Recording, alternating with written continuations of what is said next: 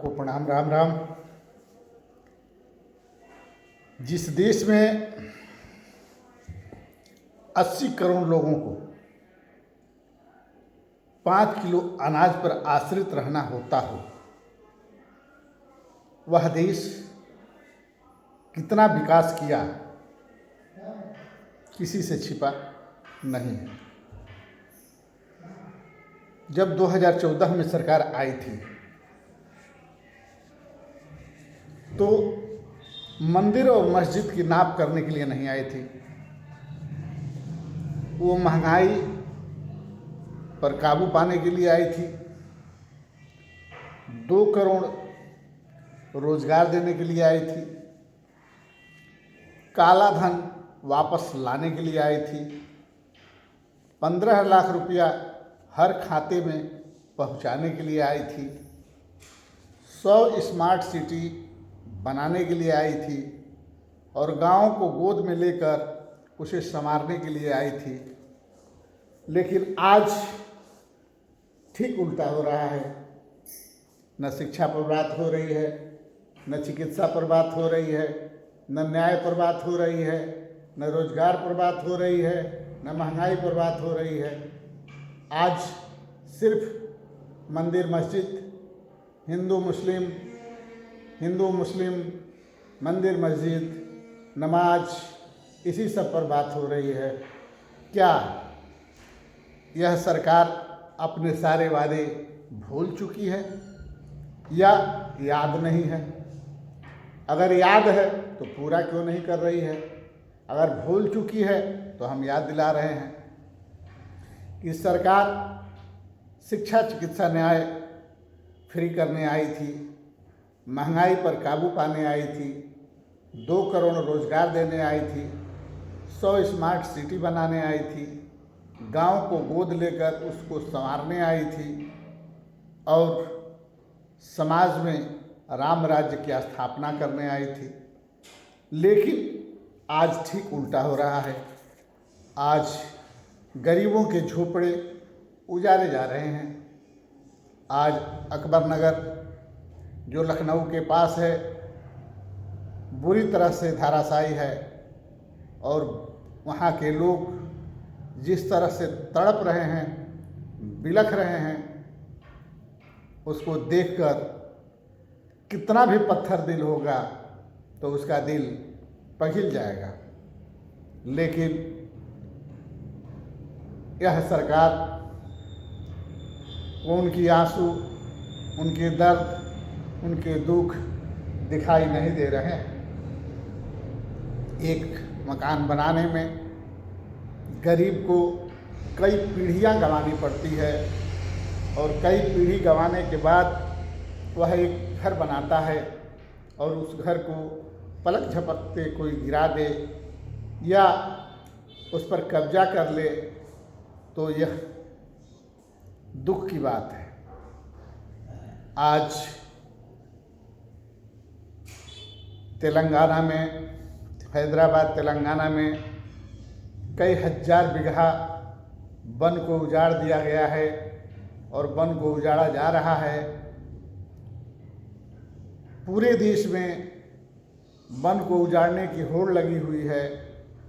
हम ये सोचने पर मजबूर हो रहे हैं कि इंसान का घर गिराया जा रहा है तो इंसान कहाँ जाएगा, और जानवर का घर गिराया जा रहा है तो जानवर कहाँ जाएगा। इससे तो ये साबित होता है कि जब घर उजड़ने के बाद इंसान जहाँ जाएगा ठीक उसी जगह वन उजड़ने के बाद जीव जंतु वहाँ आएगा और दोनों में लड़ाई होगी और इसका आनंद सरकार उठाएगी और उस आनंद के बीच में कुछ और कर गुजरने की हौसला रखेगी। सरकार चाहे कुछ भी करे, समाज सरकार के सहारे है। समाज आस लगाए हुए 2014 में इन्हें लाया, क्योंकि इन्हीं के आरटी सेल से जो लोगों के बीच में गलत इतिहास भरे गए, गलत गलत बातों को कानों तक पहुंचाया गया, उसको सुन कर लोगों को कांग्रेस से घृणा हो गई। लोग सोचे बिना समझे बिना अपने जीवन को समर्पित कर दिए इनके हाथों में, और आज ये उनके जीवन को भी उजाड़ने में लगे हुए हैं। जो सरकार पूरे भारत में रोड बिछाने का काम किया, रेलवे लाइन बिछाने का काम किया, पोस्ट ऑफिस, बैंक, बड़े बड़े यूनिवर्सिटी, बड़े बड़े मेडिकल कॉलेज, बड़े बड़े अस्पताल, बड़े बड़े बांध, घर घर तक जल पहुंचाने का काम किया, आज उसके प्रति भी गलत गलत बात भरकर लोगों को उसके खिलाफ किया गया। लोग खिलाफ भी हुए, सरकार के साथ भी हुए, और सरकार बनी भी। और सरकार बनने के बाद 2014 में से लेकर आज तक जितने वादे की सरकार ने, उस किसी भी वादे को पूरा नहीं की। हाँ, कुछ वादे पूरे हुए, जैसे राम मंदिर, 370, 3 तलाक, वक्फ बोर्ड, लेकिन सबका पेट सिर्फ इसी से तो नहीं भरेगा। इसके बाद भी समाज को कुछ चाहिए, और वो है रोजगार, वो है महंगाई, वो है पेंशन, वो है शिक्षा, चिकित्सा, न्याय। क्या इस पर सरकार बात नहीं करेगी? क्या शिक्षा, चिकित्सा, न्याय फ्री नहीं हो सकता है? क्या महंगाई कम नहीं हो सकती है? क्या लोगों को रोजगार नहीं मिल सकता है? हमारे कहने का तात्पर्य है कि हम सरकार से खिलाफ नहीं हैं। सरकार की बहुत ऐसी बातें हैं जो अच्छी हैं, लेकिन सरकार के अपने बातों पर, अपने वादों पर, अपने विश्वासों पर विश्वास रखना चाहिए, और उससे पूरा करने के लिए संघर्ष करना चाहिए। सिर्फ जुबान चलाने से काम पूरा नहीं होता है, काम करना पड़ता है। इसलिए अगर जो सरकार देश की आज़ादी में सहयोग दी और अपने शरीर के खून के और मांस के एक एक बूंद और एक एक कतरे को देश के नाम समर्पित किए, और बहुत दिनों तक जेल काटे, जो दलितों को ज़मीन खरीदने का अधिकार दिए, जो 562 रियासतों को भारत में मिलाकर उसे दलितों में बांटने का काम किए, और सब संविधान लागू किए। तमाम बड़े बड़े काम करने के बाद भी अगर वह देश कांग्रेस मुक्त हो सकता है, तो सिर्फ जबान चलाने वाला अगर चला जाए, तो क्या देश बीजेपी मुक्त नहीं हो सकता है?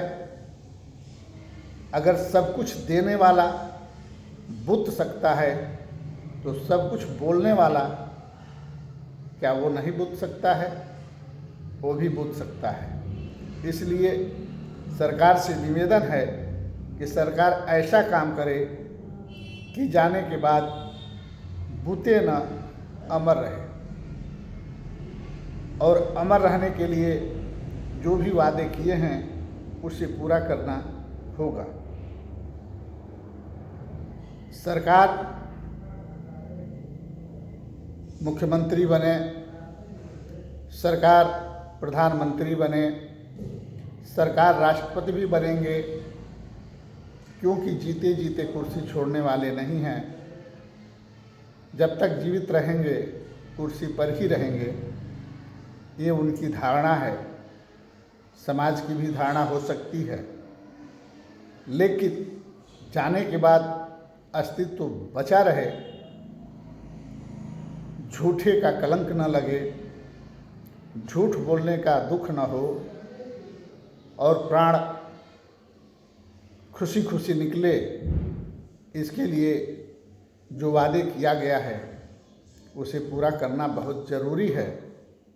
अगर सरकार पूरा नहीं करती है तो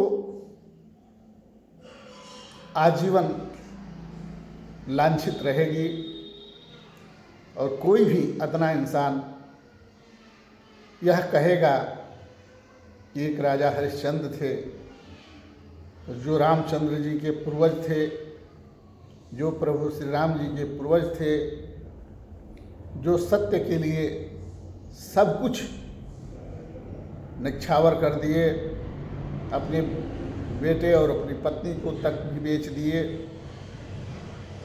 और एक प्रधानमंत्री थे जो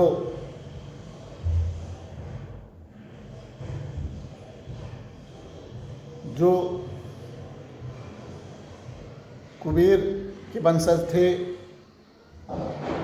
और वो झूठ के चलते, अपनी कुर्सी के चलते इतना ज़्यादा झूठ बोले